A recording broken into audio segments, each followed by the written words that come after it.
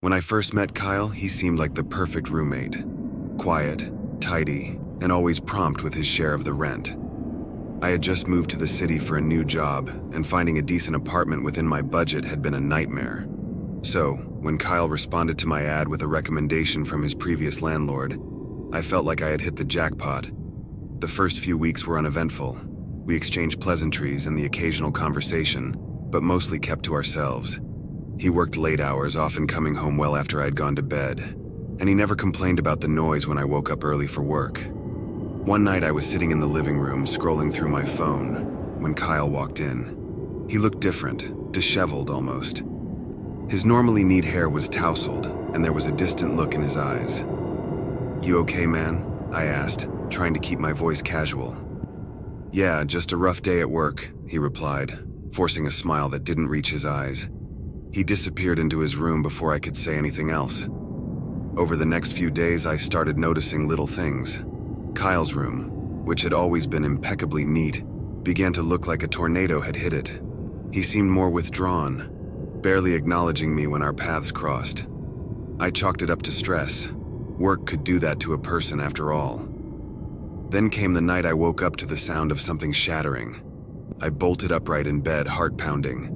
The noise had come from the kitchen. Grabbing my phone for light, I crept out of my room.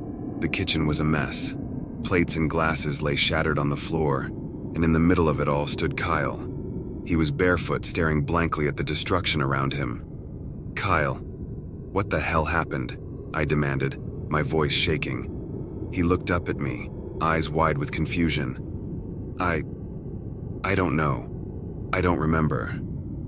I helped him clean up the mess, all the while wondering what was going on with him. He seemed genuinely perplexed, almost scared. But when I suggested he see a doctor, he brushed it off, insisting he was fine. Things only got weirder from there. I started hearing strange noises at night, whispers almost coming from Kyle's room. Once I woke up to find him standing in the hallway, staring at my door.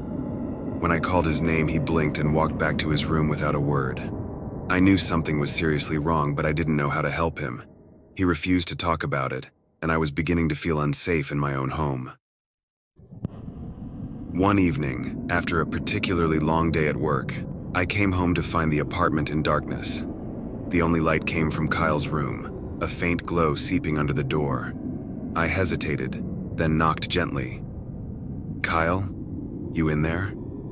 No answer. I knocked again, harder this time. The door creaked open on its own, revealing a scene that made my blood run cold. Kyle was sitting on his bed, staring at his laptop. The screen displayed an endless stream of binary code, the room lit only by the flickering light. The walls were covered in strange symbols, hastily scrawled in what looked like black ink. "Kyle, what is this?" I asked, stepping into the room. He didn't respond. I moved closer, reaching out to touch his shoulder. As soon as my fingers made contact, he jerked violently, his head snapping up to look at me. But the eyes that met mine weren't Kyle's. They were dark, empty, devoid of any recognition. "You shouldn't be here," he whispered, his voice hollow. "Who are you?" I demanded, backing away. "What have you done to Kyle?" He smiled, a slow, chilling grin. "Kyle is gone. I am all that remains." Panic surged through me, and I bolted from the room, slamming the door behind me. I called the police, my hands shaking so badly I could barely dial the number. They arrived quickly, but when they searched the apartment, they found nothing unusual. Kyle was gone, leaving behind no trace of the bizarre scene I had witnessed. The police didn't believe me, of course. They suggested Kyle had simply left, maybe suffering a mental breakdown. But I knew the truth. Kyle hadn't just left. Something had taken him. Something dark and sinister. I moved out the next day, unable to stay in that apartment a moment longer. I never saw Kyle again. But sometimes, late at night, I still hear those whispers, and I wonder if whatever took him is still out there waiting for its next victim.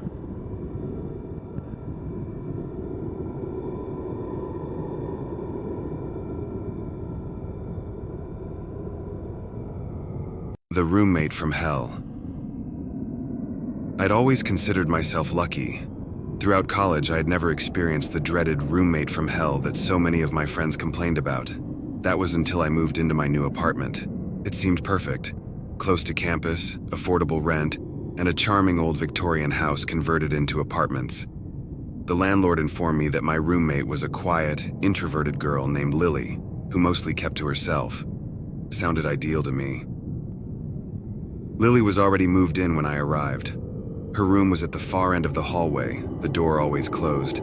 She rarely came out, and when she did, it was mostly to go to the bathroom or occasionally to the kitchen. She never seemed to eat, though. I would see her sometimes at odd hours, standing in the kitchen staring blankly at the fridge as if she had forgotten why she was there. I chalked it up to being quirky and left her alone. One night, a few weeks into living together, I was jolted awake by a loud thumping noise. It was coming from Lily's room. The sound was rhythmic, like someone was repeatedly banging their fist against the wall. Annoyed, I knocked on her door. No answer. The thumping continued, steady and relentless. "Lily, are you okay?" I called out. Silence followed, then a soft whisper, too muffled to understand. The hair on my neck stood up. I decided it was best to let it go and return to my room, using a pillow to drown out the noise. The next morning, Lily was in the kitchen, staring out the window. Her eyes were bloodshot, her face pale and gaunt. I asked her if everything was okay, but she just nodded and muttered something about not sleeping well. I didn't press further. Things took a turn for the worse after that. The thumping became a nightly occurrence. Sometimes I'd hear whispering and what sounded like scratching at the walls. My nerves were frayed, and sleep became a distant memory. I asked Lily about the noises, but she always denied knowing anything about it, her eyes vacant and distant. One evening, curiosity got the better of me. I decided to check out Lily's room while she was out. Her door was unlocked, and I hesitated before pushing it open. The room was dark, the curtains drawn tightly shut. A strange, sweet smell filled the air. As I stepped inside, the floorboards creaked under my weight. My eyes adjusted to the dim light, revealing the source of the smell, a small, crudely made altar in the corner of the room. Candles, long melted into grotesque shapes, surrounded the altar. In the center was a photo of a young girl who looked eerily like Lily, but younger. Her eyes were crossed out with what looked like dried blood. Strange symbols were scrawled on the walls, overlapping each other in chaotic patterns.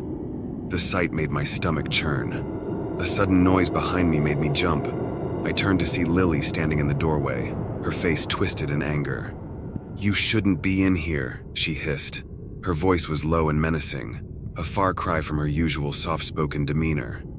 I stammered an apology and quickly left the room, my heart pounding in my chest. That night, the noises were louder than ever. The thumping, whispering, and scratching were joined by a new sound, a low, guttural growl that seemed to reverberate through the walls. I lay in bed, paralyzed with fear, listening to the cacophony around me. Just when I thought I couldn't take it anymore, my bedroom door creaked open. Lily stood there, her eyes glowing with an unnatural light. "He's here," she whispered, her voice echoing strangely in the small room. "He wants you." I tried to scream, but no sound came out. Lily moved closer, her body twitching unnaturally as if controlled by unseen strings. The temperature in the room plummeted, and my breath came out in visible puffs. Shadows danced on the walls, twisting into grotesque shapes that seemed to reach out for me. The next thing I remember is waking up in the hospital. The doctors told me I had been found unconscious in my apartment, the place in shambles. They said it looked like I had suffered a severe panic attack. Lily was gone, vanished without a trace. The landlord claimed she had never rented the room to anyone named Lily. I moved out as soon as I could, unable to shake the feeling of dread that clung to me.